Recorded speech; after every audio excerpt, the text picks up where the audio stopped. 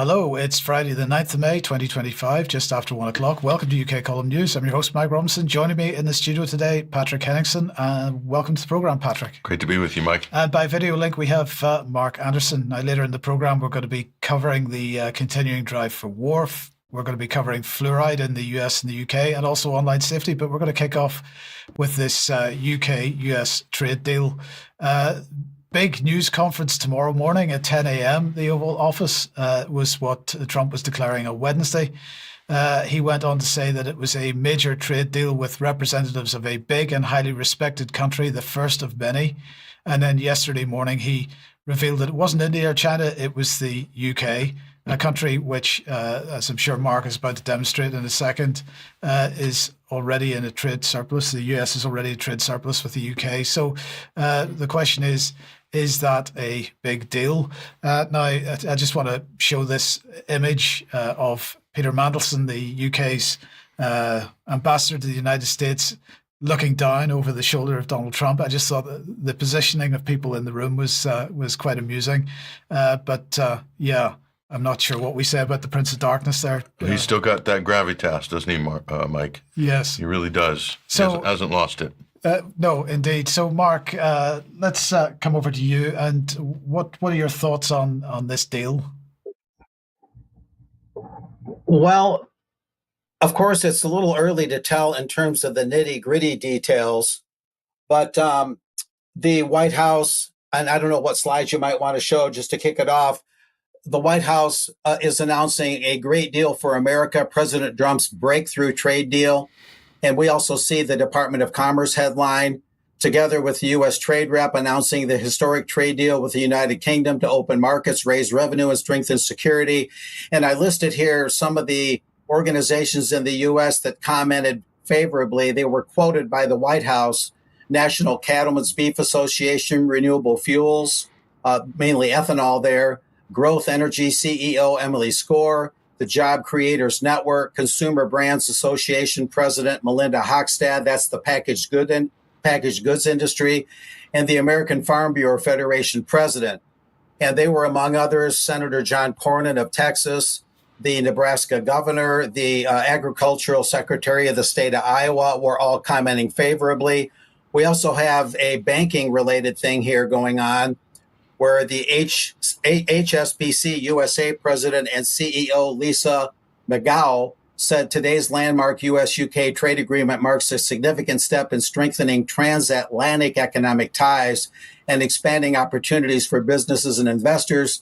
As a British headquartered bank with a strong U.S. footprint, we're uniquely positioned to help American companies and investors seize new growth opportunities domestically in the UK and beyond. And they're ready to leverage their position, they're saying. And that's a quote from the White House of that banker. And at any rate, I did some research. There's also, of course, the press release from the government of the UK that this is their headline: landmark economic deal with United States saves thousands of jobs for British car makers and the steel industry. Those are the apparent announced beneficiaries, the main beneficiaries of this trade deal: car makers in the steel industry. And the prime minister is saying thousands of jobs are being saved in the process.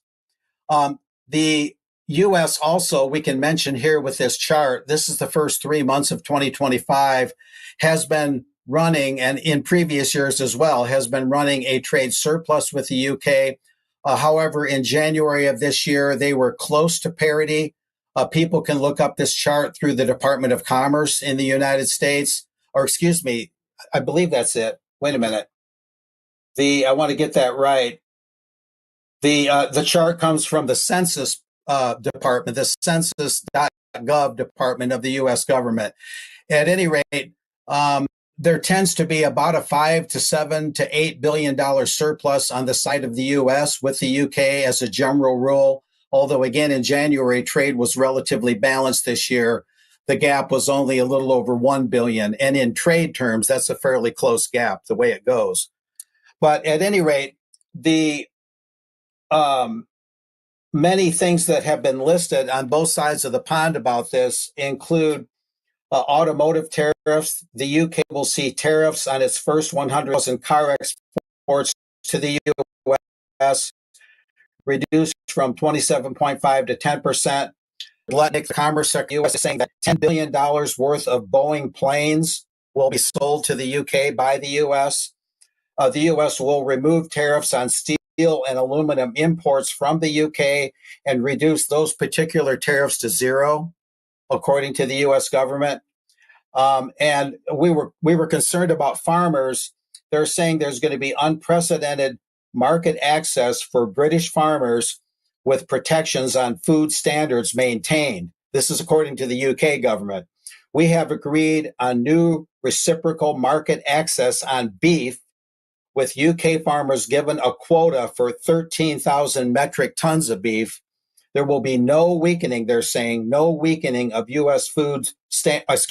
UK food standards on imports. The UK is not going to weaken its food standards, and apparently there's no chance, or there's no indication that chlorinated chicken from the US will be sent to the UK. I think that's been a concern. So that's some of what's going on. It appears to have reasonable benefits for both sides. But of course, there's a lot to unpack when you look at these trade deals. But that's what I've got so far, mainly. Thank you, Mark. Well, let's just look in a bit more detail at what the UK government is saying this is doing for us. So here's the graphic that we're putting out on Twitter today. The UK and USA have signed a deal to reduce tariffs. Here's what it won't be doing. So this is what they're wanting to focus on. And the first thing that they were focusing on was high food and drink standards. So they're saying the government has been clear that we will only ever sign trade agreements which align with the UK's national interests. Hormone-treated beef and chlorinated chicken is and will remain illegal in the UK. Any US imports will continue to need to meet UK food standards. So they're saying that, in fact, as a result of that, that it's written into the text of this agreement, and as a result of that, there's no chance of these products coming into the UK. But there's been a lot of talk over the last couple of years about chlorinated chicken, Patrick. But what about this hormone imbued beef? What's that all about? Well, the question is, Mike, we talked about this at length before the program. You could say, oh, we're not going to have synthetic hormone-infused American beef coming into the British market, and of course, chlorinated chicken. But how do you really regulate all of this stuff? Because the U.S. market is just becoming so deregulated. And I'll put up here a study by the NHS up on screen here. Endocrine disruptors, that's really what we're talking about. And the correlation or the causation for obesity. Now, America has an obese problem. Everybody knows that. And Britain and Europe are catching up very quickly to this as well. So this is an important study here. And there's the gist of this whole thing is right here, endocrine disrupting chemicals. They're calling them obesogens. So they've actually got a name for these chemicals and these synthetic hormones. And they're promoting weight gain, and they're saying that it includes compounds to which the human population is exposed to daily in daily life through their use of pesticides and herbicides that get into the food chain via the agricultural processes, pesticides and herbicides. Industrial, household products, even Fairy Liquid and Unilever products fall also into these categories as well, flame retardants, etc. So this is a big problem here. It's a massive problem. And it also will go to the Soil Association right here. And so this is actually a great resource if you want to know where things are at the moment. So you just go to the Soil Association and they'll tell you all about, where's the hormonal beef and so forth. And also the carcinogens. There's a carcinogen problem with a lot of these things. It's becoming more and more prevalent, and the lawsuits speak for themselves on this. Here is a lot of great details. Again, the Soil Association is really up to date on legislation, regulation. So it's a great resource. So I encourage people to go there. Bottom line, Mike, though, U.S. is cutting tariffs on British metals and cars. The U.K. is cutting tariffs on USA food. But here's a good question, Mike. When we're talking about the automotive industry, what's Britain trying to do? No combustion engines by what? 2030? Is that the target? Or have they moved 2040 is more likely, I think. So are you going to have a situation where Jaguar is going to be producing combustion engines for a U.S. market? No, because Jaguar has already announced they're not going to be producing combustion engines for any market. They're moving full electric. Cooper Mini, Jaguar. But it's just interesting because the U.S. is on a very different Green New Deal path than Britain. And British and European countries are basically have committed themselves to economic hara-kiri in the Japanese sense, Right. Where the U.S. is going basically eschewing the whole climate agenda very, very rapidly. So you're going to have a divergence of markets. Could be a gap in the market for some, entrepreneurial Innovative British company, yes. good British engineering companies. Perhaps. Now, coming back onto the food issue again, we've talked about beef, we talked about chicken. What about pork? Because in 2020, the British company Genus announced that they had succeeded in using CRISPR technology to gene edit pigs to protect them from porcine reproductive and respiratory syndrome, otherwise known as PRRS. Well, you'd be glad to know that these pigs have been approved this week by the US Food and Drug Administration to enter the food chain. They will be sold. So my question then is, will they be sold on the UK market following this deal? Well, remember that it's the UK which leads the world, at least on a legislative point of view, on the question of gene editing. So I'm going to suggest that perhaps the answer to that is yes.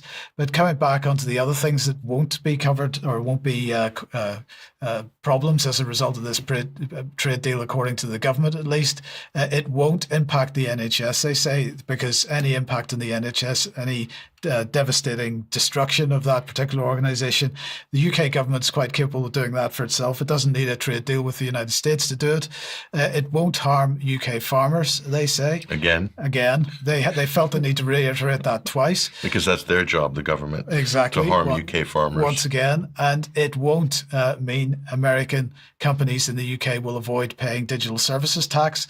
Now, I have to say, Patrick, this is something that you, Mark, and I have been banging on about since 2013, this whole business of multinational digital companies not paying tax in countries that they're providing services into.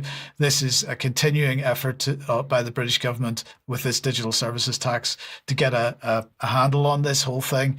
And so apparently this deal will not impact that in any way, shape or form. And finally, it won't rule out broader deal in the future. And I think this is the key takeaway from this whole thing. What we're seeing is a first step here.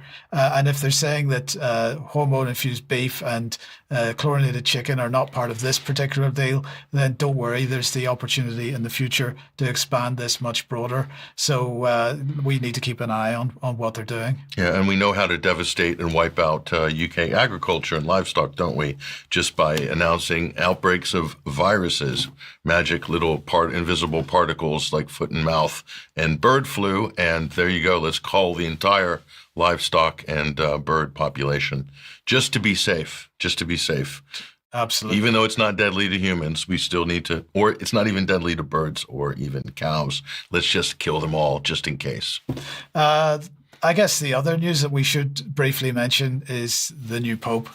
There is a new Pope. We'll bring this up on screen. This is not just any Pope, Mike. This is the new pontiff, and controversial in a certain way and novel in other ways as well. And why is that? We'll go here. This is the American Pope, first ever American Pope. Cardinal Robert Prevost has been anointed Pope Leo the 14th. Did I get my Roman numerals right? You did, yeah. just about remember them. Pope Leo the 14th. And so this is coming on the heels of Pope Francis, who was a real reformer. Some would call him a leftist, a progressive, the socialist pope, the Jesuit pope, etc. Prevost kind of, or Pope Leo, if you will, falls a little bit along that St. Francis line.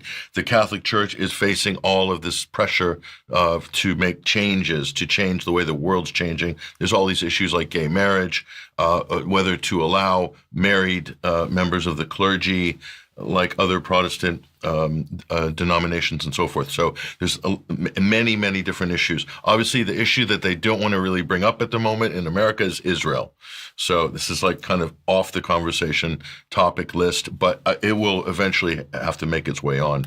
And Pope Francis took a very, I would say, deliberate line in defense of the people of Gaza, which made him extremely controversial to certain Zionist Christian factions. The other area, because that's one area that they don't want to talk about, the other area that they absolutely don't want to talk about is the continuing allegations of sexual abuse of children. And Cardinal Robert Prevost, when he was in Peru, doesn't have that great a reputation in this regard either. It staggers me that we have the two major Christian religious institutions on the planet, the Roman Catholic Church and the Church of England, and neither of them is prepared to grip this issue. And I've got to say that if for as long as they don't grip this issue, it seems to me that they are giving tacit approval for this behavior. So there needs to be an acknowledgement of it. There needs to be repercussions, serious repercussions for the people that are involved in it, and the cover-ups need to stop, and the excuses need to stop. And unfortunately, Cardinal Robert Prevost does not have a great reputation in this area. Well, neither did Pope Benedict before Francis indeed. As well. But interesting you bring up this Peruvian connection. Not only is he the first American Pope, he's also a dual citizen of the country of Peru.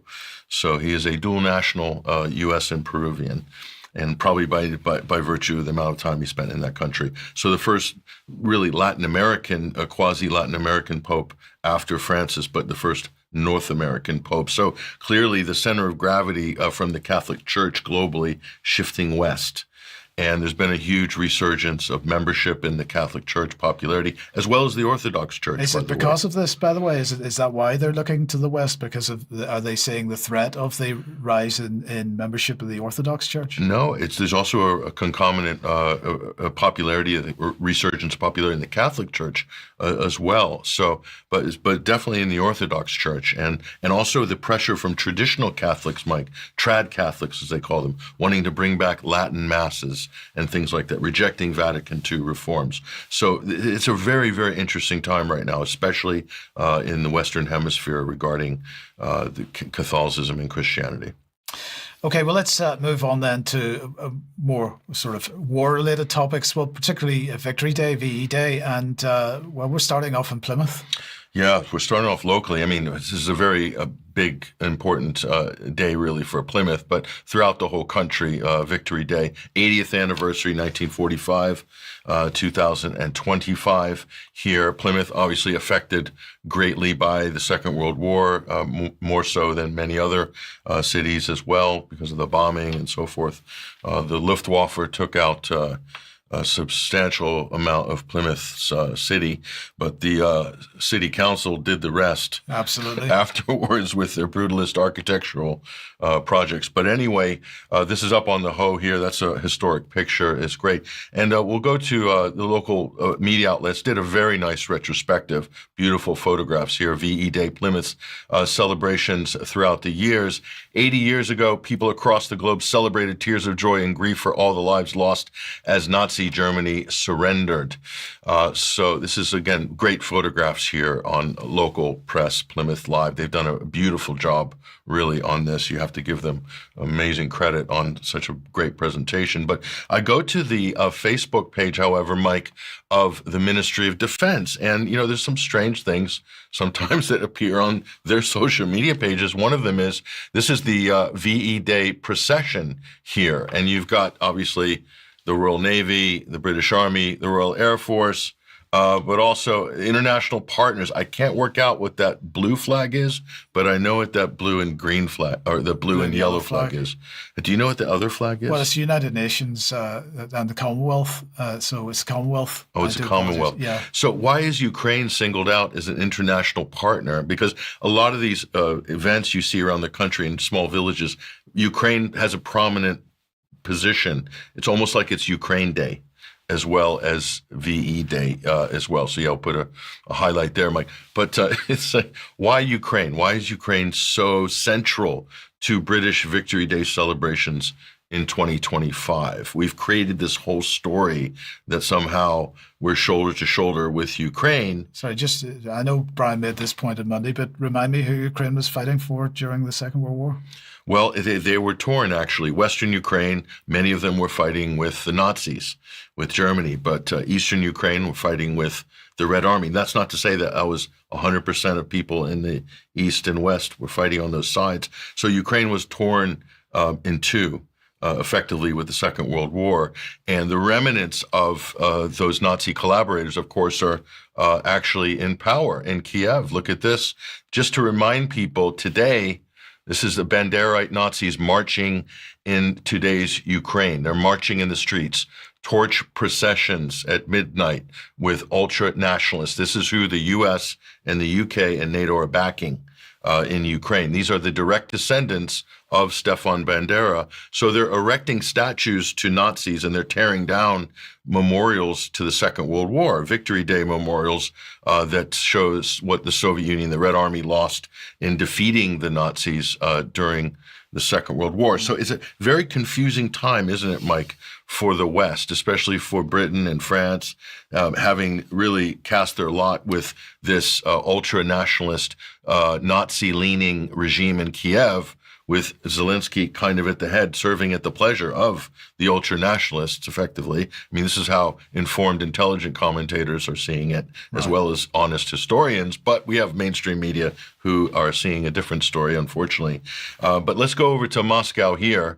And the scenes in Moscow for Victory Day, arguably third biggest holiday in the country after Christmas and Easter, is Victory Day. Big 80-year anniversary. But look at this, Zelensky basically has threatened to world leaders, don't go to the parade in Moscow. That's what Zelensky did this week. Robert Fico there, you saw earlier from Slovakia, the PM, he basically slammed Zelensky for this. How dare you threaten world leaders? And he's saying, you're not threatening me, he said. You're threatening the president of Brazil. You're threatening the president of China, President Xi.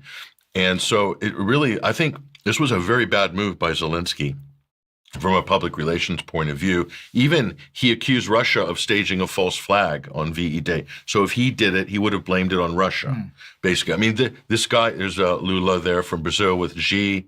So they weren't deterred by Zelensky's threats, were they? But, imagine if they made those threats against the United States, what would have happened? Right. I mean, it's not safe to go to Victory Day in Washington. Anyway, that's the situation Russia's in. There's Fico there basically tearing strips off Zelensky and the Ukrainians for this. So hats off to the Slovak. Obviously, he survived an assassination attempt, arguably related to this very issue, Mike. Right. So I just find it to be very rich, this kind of embracing of Ukraine, especially when they're behaving like this on the international stage, threatening to kill the presidents of China and Brazil if they show up to Moscow for Victory Day. I mean, it's unbelievable. Where is the condemnation from British heads of state, from French, from European, from von der Leyen, from the U.S. head of state? Trump didn't say anything against this. Right. I mean, it would have been great if the U.S. sent a representative to the Victory Day, but that might be a bridge too far. So anyway, a lot to say, and again, a lot to deal with here. There's some pictures there. Obviously, there's the lineup, some world leaders. Again, the pageantry. There's Putin embracing the North Korean military brass as well. So for the role they played in the Kursk, the battle for Kursk as well. So they've taken losses on behalf of the Russian Federation. So some deep bonds and roots are being forged as we speak.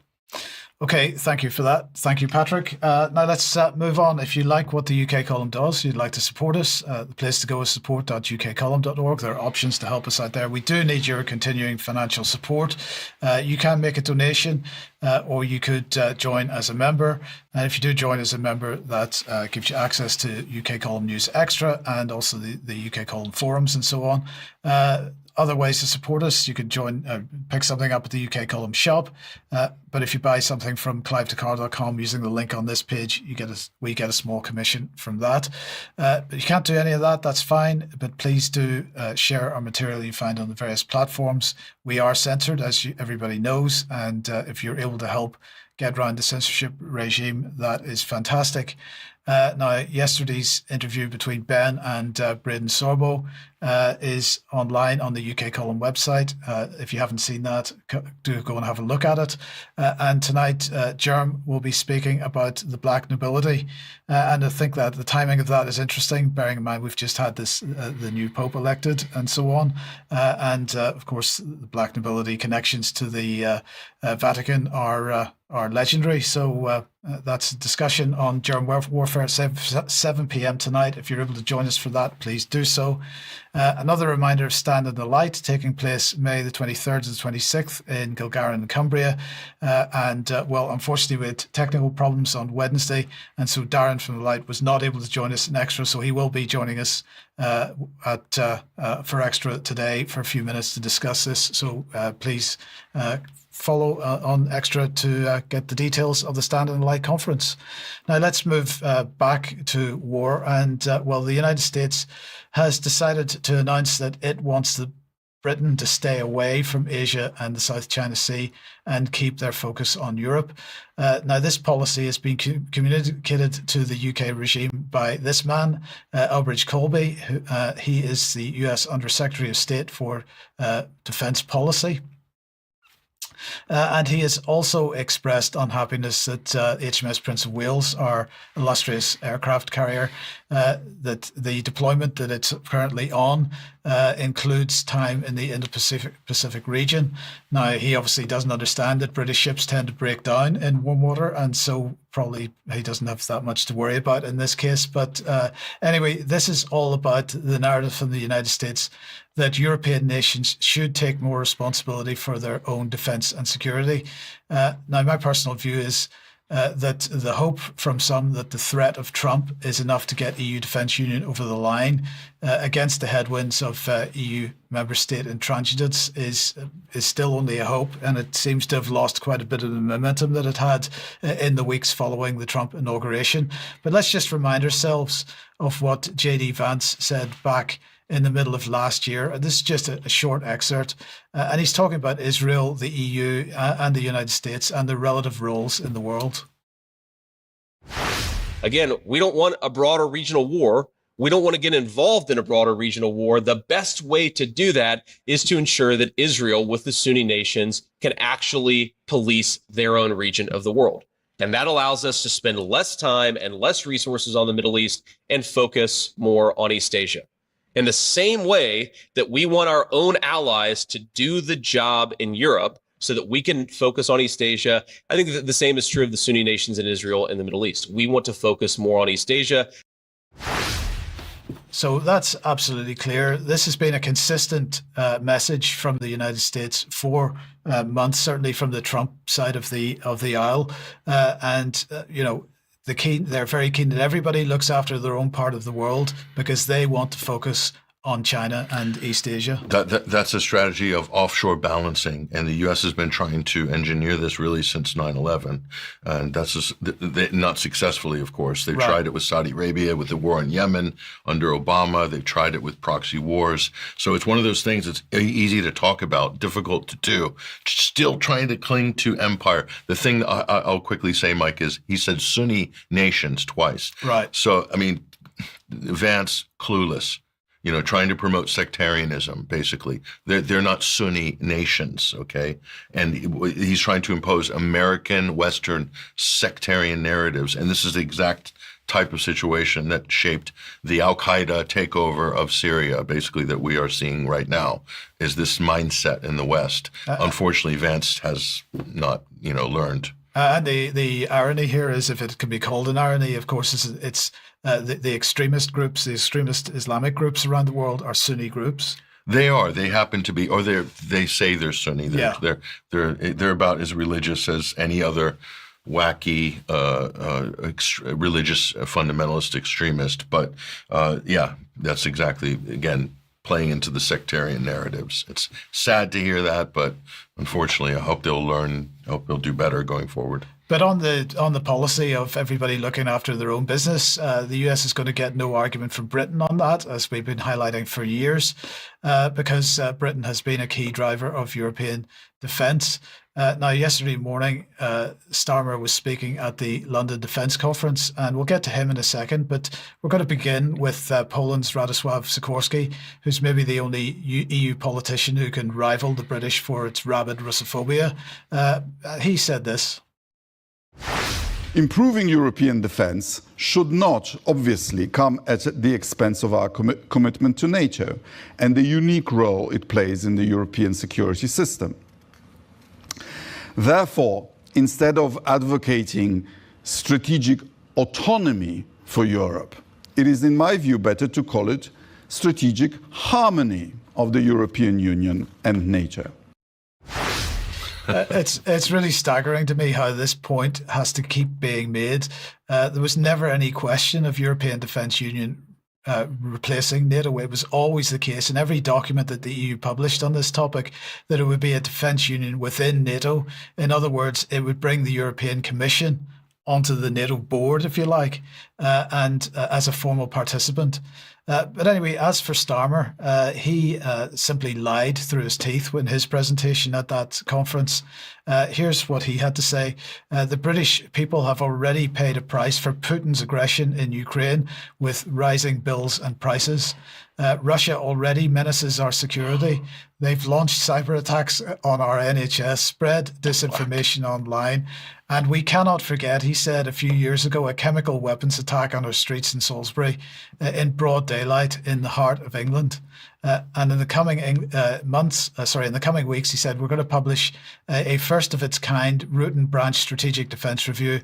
It will scrutinise every aspect of defence to determine how we can best meet the threats of the day and return Britain to war-fighting readiness. And I mean, really, how do we do that? Where's he going to get the personnel? And what's the need for this?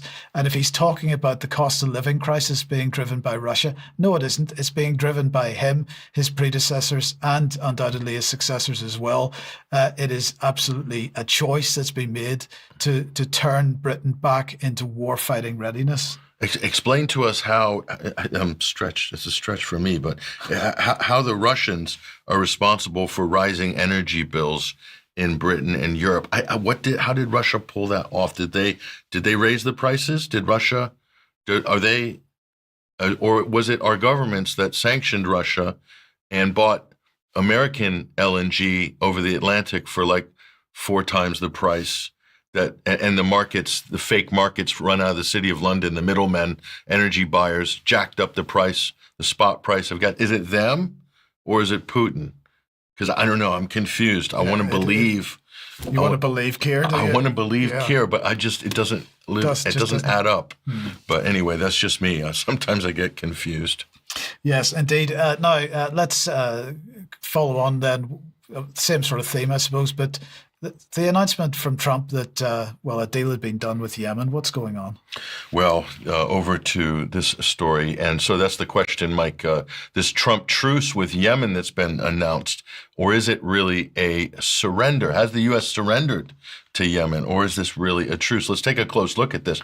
Trump ditched Israel with surprise Houthi truce. So the Israeli Times, they're not happy about this at all. Israeli media, that doesn't bode well on Iran. So they're a little bit worried about this shift that's going on with Trump's playing another little sort of Kansas City shuffle here, maybe with Yemen. But here's what the BBC have to say, and to their credit, Mike, the Houthis say the U.S. backed down and Israel not covered by ceasefire. So this ceasefire agreement between Trump and the Yemenis doesn't mean that Trump's saying don't attack Israel. He's not saying don't attack Israel. So Israel's not covered in the ceasefire. So the BBC actually say back down. I was shocked.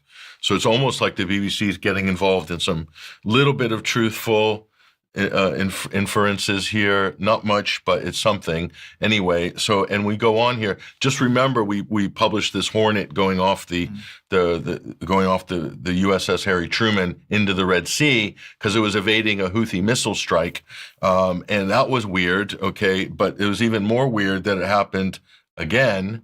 A second fighter crashes into the sea after a landing failure, quote unquote.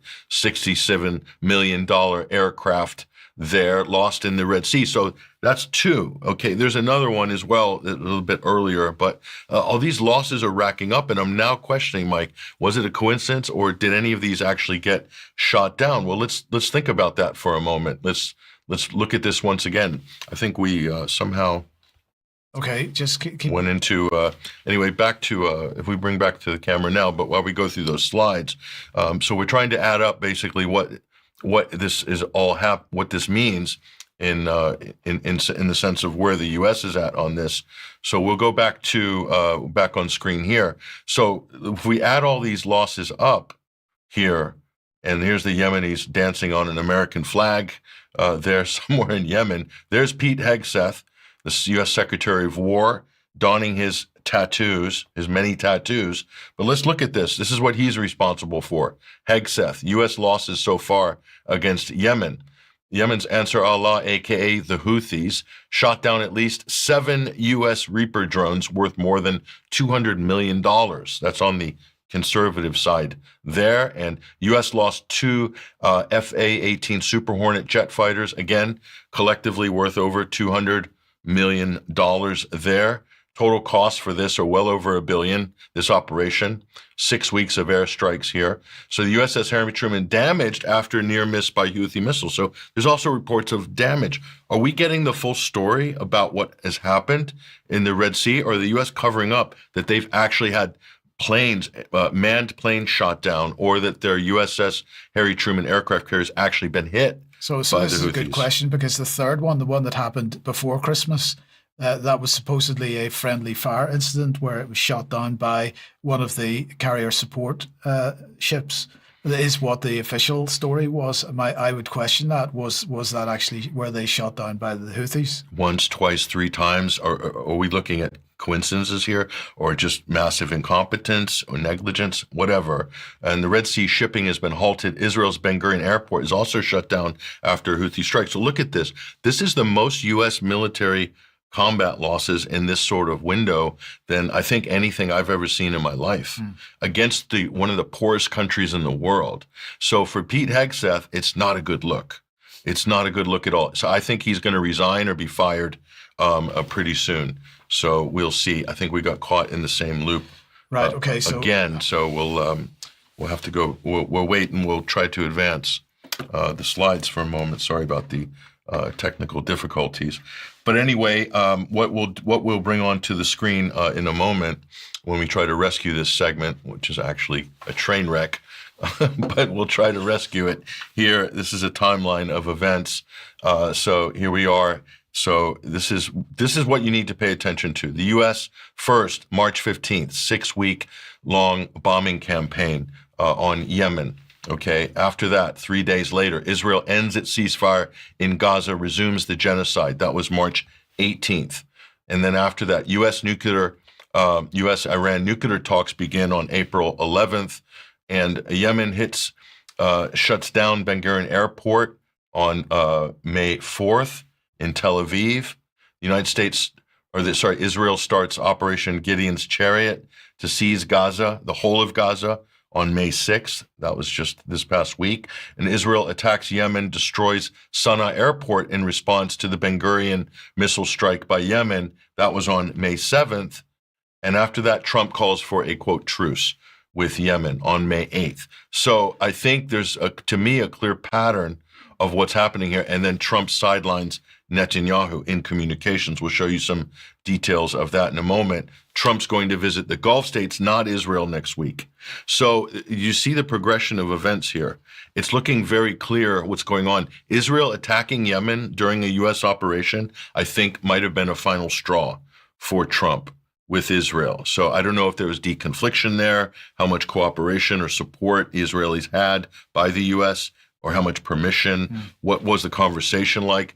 Clearly, the whole thing is a shambles, basically, evidenced by the fact Trump has announced a truce with Yemen, which doesn't include Israel. So that's the part that I think is worth noting here. So Trump is, quote, losing patience. This is the Cradle. Multiple media reports have said this as well. Advances U.S. plans without Israeli involvement. That is serious break from before. Trump sidelines Netanyahu in Middle East policy as relations deteriorate. This is from the Israeli press, again, right here. And so we'll look at where this one story came from is right here. Yanir Kozin.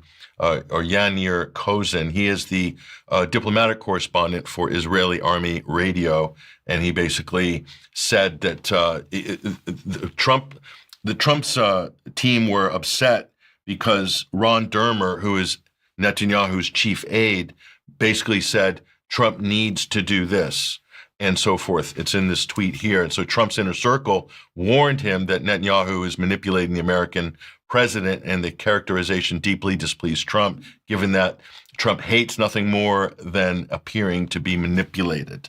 So serious problems here between Netanyahu's office and Trump. It looks like things are basically going not well at all. Trump cuts off communication with Netanyahu, direct communication. He's meeting Netanyahu's chief aide, but not Netanyahu. He's not going to Israel next week.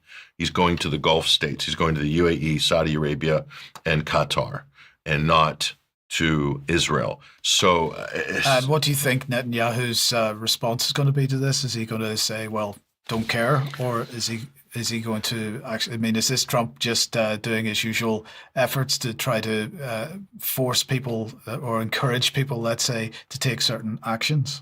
Yeah, I think Trump wants to see results in some of these things because it's been 100 days. They haven't really got any real tangible results. A lot of talk on Gaza and Ukraine and the Iran nuclear situation.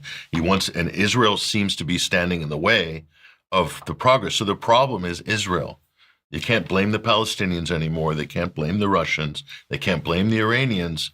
The problem on all of these fronts is Israel. Israel is impeding progress for the Trump administration to get anything done. And that is the big takeaway. Okay. Thank you, Patrick. Thank you for that. Okay, Mark, let's welcome you back to the program. And well, we're going to talk about fluoride and fluoride in the water system.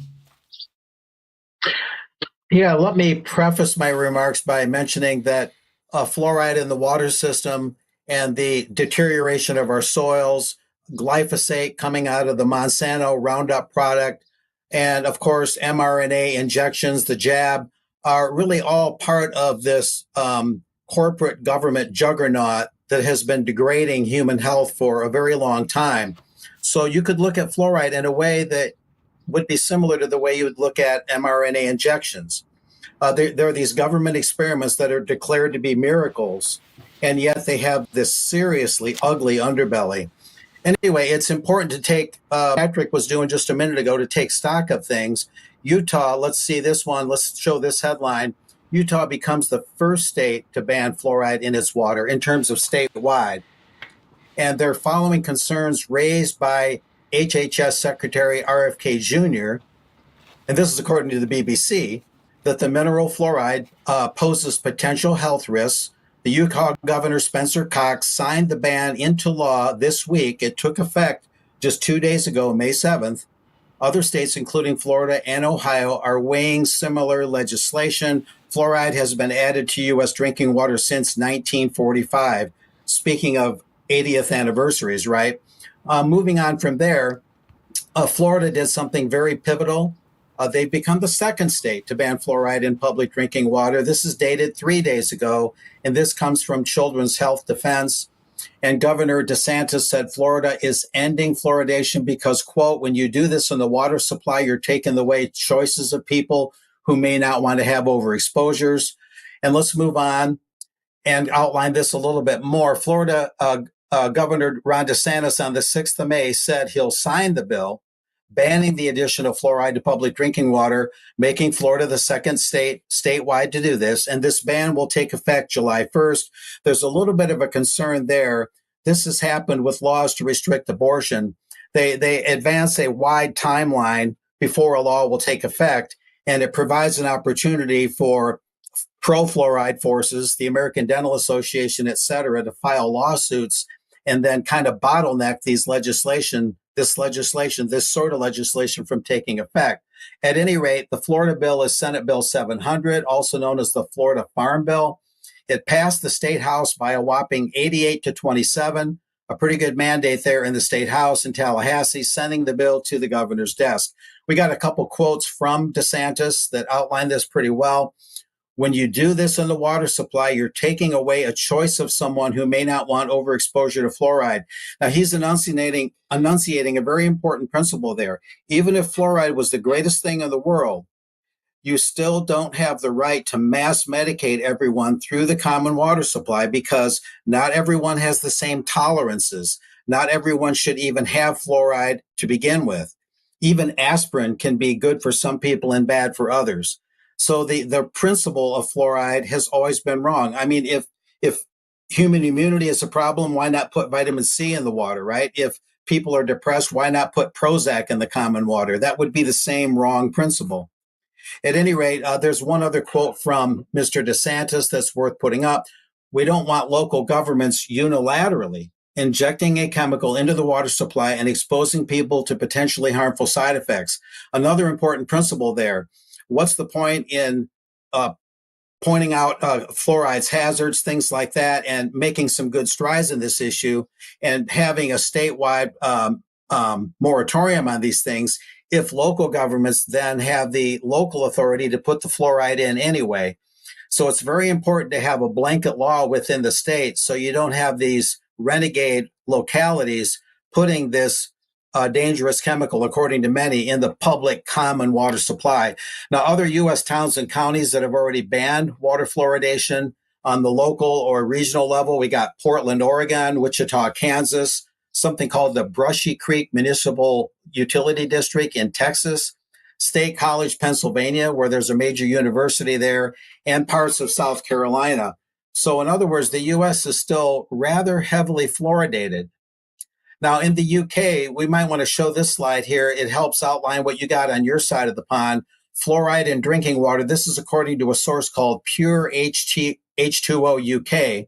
Where added, fluoride is brought up to 1 milligram per liter in the UK. That's 1 part fluoride to 1 million parts water. The UK sets the maximum levels at 1.5 milligrams per liter in line with World Health Organization guidance. And I wasn't totally aware that the WHO weighed in on that. And I did find also a map of England. And this is interesting. This comes from the UK government itself. The dark blue areas are where there are direct, deliberate fluoridation schemes. And you can see that Birmingham, right in the middle of the country, kind of the lower center of England, is heavily fluoridated. You got Lincoln. People can look at this map, of course. They can freeze the frame. It'll be in the show notes how to look at this. And up north, Newcastle area, there's quite a bit of fluoridation. Then the lighter blue, limited areas, is where there's naturally occurring fluoride at levels greater than 0.5 milligrams. So an important and informative thing there. It's interesting to note, we can show this too. This comes from the same spot in the UK government website. This is from 2020. In terms of coverage, what are known as the West Midlands is the most extensively fluoridated area, followed by parts of the northeast of England. But get this, there are no fluoridation schemes in Scotland, none in Wales, and none in Northern Ireland. However, there are some localized areas of naturally occurring fluoride in the water. So that gives a reasonable outline of this issue. I'll mention that viewers might want to stick around for extra. There's a short video that explains a crucial distinction here between naturally occurring fluoride and the man-made fluoride compounds that come from manufactured aluminum, things like that. So stay tuned for that. A very important distinction to be made. Thank you, Mark. Thanks for that. Yeah, we'll be showing that video clip in extra. Now let's move on to the Online Safety Act.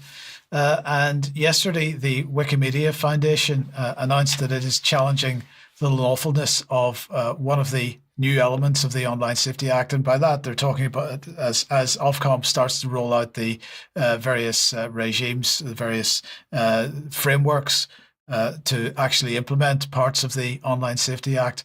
And they're focusing, this is Wikimedia Foundation, is focusing on the element of the Online Safety Act that determines which duties a website has under the law. And they're complaining specifically about the aspects of the Act, and also something that we've been highlighting since the Online Harms White Paper was originally published in 2017, and that's the broad brush lack of definition of terms. So basically, because terms remain so ill or undefined, they can be taken to mean virtually anything. And the issue that Wikipedia is upset about is the categorization of services. So to quote them a little bit here, they're saying, the Foundation is challenging the Online Safety Act's categorization regulations, which are written broadly enough that they could place Wikipedia as a Category 1 service, a platform posing the highest possible level of risk to the public. Now, I personally view Wikipedia as absolutely being one of the highest risk websites that's out there, but we'll talk about that in a second, no doubt. Now, Wikipedia goes on to say that they simply do not operate like other Category 1 sites. Someone reading an online encyclopedia article about a historical figure or cultural landmark is not exposed to the same level of risk as someone scrolling on social media.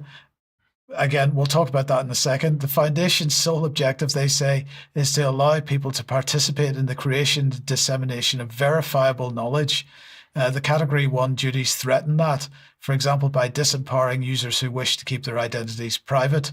Now, this is ironic, I'm going to suggest, in a sense, because I'm certain that many, if not all, the voices behind Wikipedia have been at front of the queue for people calling for the removal of anonymous posting on some other sites on the internet. I mean, they certainly have been promoting the continuing anonymization of some people posting content on Wikipedia itself. But anyway, they're bringing this issue to judicial review, and they say they've asked for expedited hearings because they're already under pressure from Ofcom to provide information under the new regime. And they say that as the UK government works to protect the public from harms of the internet, so they are acknowledging that the internet is harmful. We hope it also prioritizes the protecting of the best parts of the internet, public interest projects like Wikipedia that uplift civil society and promote access to free and open knowledge online. Except, Patrick, it's not free and open, is it? For example, nobody still has admitted who Philip Cross is. And this is really the point. There is so much information on Wikipedia, which is disinformation, which is certainly opinionated in ways that the Wikimedia Foundation would argue that Wikipedia shouldn't be, and has been targeting many people who are providing resistance to the war narratives and to a host of other narratives that are out there.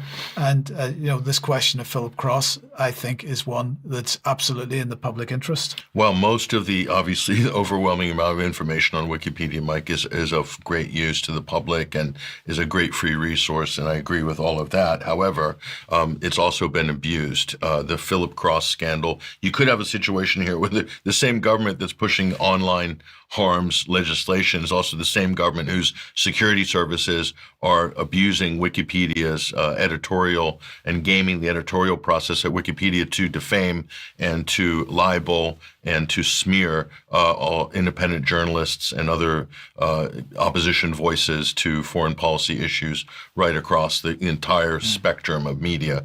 And that's what that scandal is all about, Mike. So again, I just have to go back to this point, Mike. Is the internet really harmful, or has the government somehow changed its view of the internet? Because last time I checked, the internet's been around since the mid-90s. And, mums forums and baby forums and stuff like that have been going for 30 years, Mike. 30 years. All of a sudden, it's now dangerous. It's now harmful and needs to be a Category 1 risk to public safety. I mean, it's kind of patently ridiculous. There must be a better way to deal with these issues than to start doing mass censorship. Well, look, the fact of the matter is, Patrick, that the issues that are considered harmful, and whether it be suicide, terrorism, these issues are societal issues. And all you're doing by censoring them is treating a symptom. Again, you're not dealing with the underlying societal problem which is causing this in the first place, because of course many of these things are tools of the state in and of themselves, and so but there's a whole discussion around that which undoubtedly will go into more depth in extra. If they put this much attention on the fact that our society is so over-medicated with antidepressant medication and the real harms that and the suicides that leads to, they put half the energy into regulating and dealing with that problem as they do on the internet and censoring speech on the internet, we might actually be getting somewhere. Well, indeed. Mark, sticking with the media and so on, let's move to the United States and the press corps. This issue, of course, I had mentioned briefly in Extra a few newscasts ago, and I wanted to get into a little more depth. It's obviously an issue that can be looked at in an ongoing fashion. This first slide actually indicates that the welcoming of new media voices into the White House actually started to a degree in Trump's first term. This is from 2021. The Epoch Times, Trump's favorite cult propaganda machine, according to Presenza, was supporting the White House and how U.S. anti-COVID efforts have been derailed, part 3. So this figure, this personality shown here for Epoch Times, he was compared by this publication, Presenza, compared to Joseph Goebbels. A bit unfair, I would say. At any rate, we also have Pointer News pointing out, forgive the pun, meet the 32 new media outlets the White House has invited to its press pool. For decades, the White House Correspondents Association, the independent nonprofit, is the organization that's been determining the makeup of the press pool. That changed. The pivotal point was February 25th of this year, when the White House press team took control of the pool in an effort to, quote, give power back to the people, end quote, according to White House Press Secretary Carolyn Leavitt. And we have a quote, I believe, from her. It's beyond time, she said, that the White House press operation reflects the media habits of the American people in 2025, not 1925, she said. A select group of DC-based journalists should no longer have a monopoly over the privilege of press access to the White House, she was recently quoted as saying. Now, going beyond those slides, I did a little bit more research. It's an interesting and eclectic mix going on at the White House, gentlemen. Just for example, there's even think tanks. There's the America First Policy Institute, which is more like a think tank than a press outlet. There's Global Strat View, which describes itself as a media think tank hybrid. There's Notice, otherwise known as News of the United States. They did publish some articles about Trump's tariffs and about the Maryland Senator Chris Van Hollen trying to help that El Salvador guy.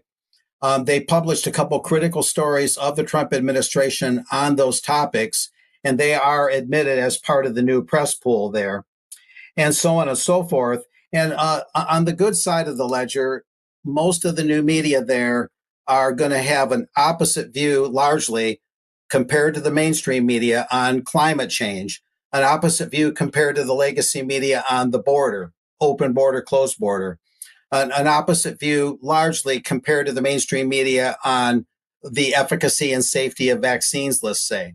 But on the other hand, of course, we have the Israel factor. And most, I wouldn't say all, but most of the new media are pretty strongly pro-Israel. Some of this might be kissing up to the Trump administration just to get a seat at the table. That dynamic is pretty much unavoidable. It's going to happen. But you also have the Daily Wire by Ben Shapiro. Of course, he's pretty rabidly pro-Israel. And he's done a lot of stories that have been trumpeting the idea that Trump is signing executive orders to deport what the Daily Wire calls anti-Semitic foreign students and protesters. Of course, there's a major irony there. You got free speech being enhanced, perhaps, by the new media at the White House, but then some of that new media turns around and cancels the free speech and assembly rights of protesters that are protesting the Israeli treatment of Gaza.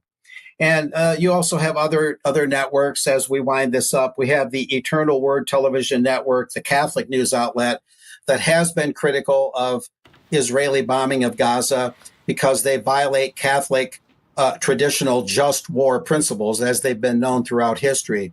But then on the other hand, you have the Christian Broadcasting Network founded by Pat Robertson that's very, very pro-Israel.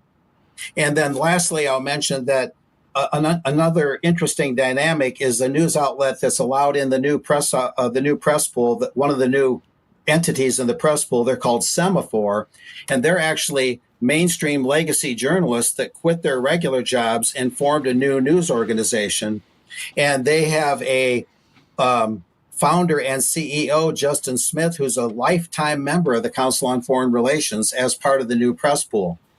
So it's an eclectic mix, and the Israeli factor is kind of the where the pivot point is. But it's a mixed bag. There's a lot of advantages. It is a good move toward free speech. On the other hand, there's a lot of nuance there. So maybe we can go a little bit more on this in extra. So, Thanks, Mark. Thanks. Definitely. Yeah. Okay. And now let's finish, Patrick, with Jonathan Cook. This is interesting. I think people will get a kick out of this as well. So this is Amnesty International, their 2025 People's Choice Awards for journalists there. And there's the pantheon of, I guess you could say left-wing journalists that Amnesty's membership, shortlist based on votes by Amnesty UK members here. Let's take a look at these, because there's one journalist in here, Mike, on this, one journalist that I would vote for. Take a wild guess who it is. Don't say it.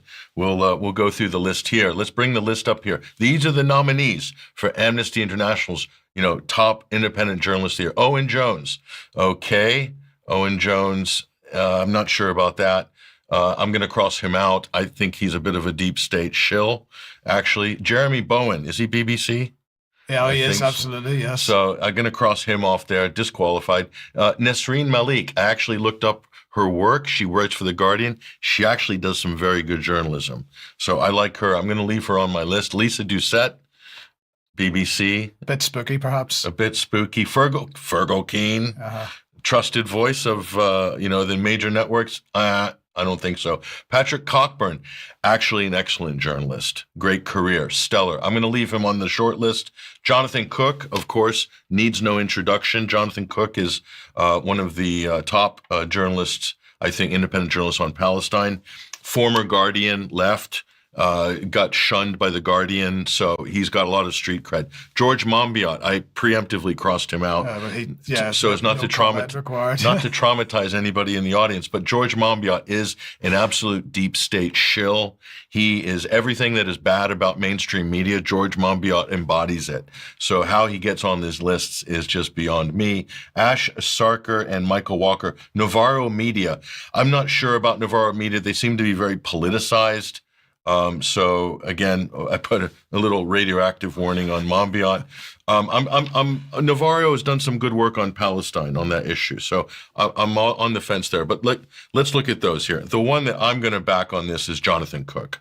So I'm going to say, go to his Substack page, folks, and take a look at his work there. It's absolutely brilliant. He is one of the really true independent media journalists out there. There's Jonathan up on screen. He's based in the UK now. He's been in the West Bank for many years. His work is stellar.